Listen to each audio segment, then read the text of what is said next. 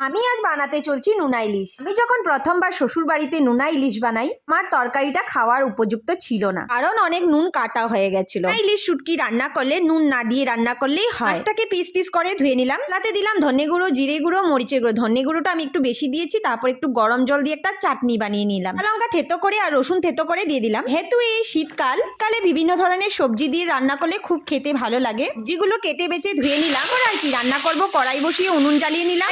পরিমাণ মতো তেল ঢেলে দিলাম, পেঁয়াজ দিয়ে পেঁয়াজগুলো লাল লাল করে ভেজে সেই সবজিগুলো ঢেলে দিলাম। 50% সেদ্ধ হওয়া পর্যন্ত এটাকে ভাজলাম, তারপর এই চাটনিটা ঢেলে দিলাম। মানে সেই মশলাটা অ্যাড করে দিলাম। আমি কিন্তু খুব কম আঁচে রান্না করছি, যে থেকে তেল ছেড়ে দিয়েছে। এবার আমি এখানে গরম জল দিয়ে দিলাম, আর তরকারিতে বলক এসে পড়েছে। কেটে বেছে রাখা ইলিশ শুটকিগুলো এক এক করে ছেড়ে দিলাম। কিন্তু মাছগুলো ভাজিনি, মাছগুলো ভাজলে আর পাতে একটাও পাওয়া যায় না। এবার ধনেপাতা ছড়িয়ে নামিয়ে নিলাম, গরম ভাতের সাথে খেয়ে নিলাম। উফ, দারুণ হয়েছিল। লাগলে লাইক শেয়ার করে দেবেন, সাবস্ক্রাইব করে দেবেন।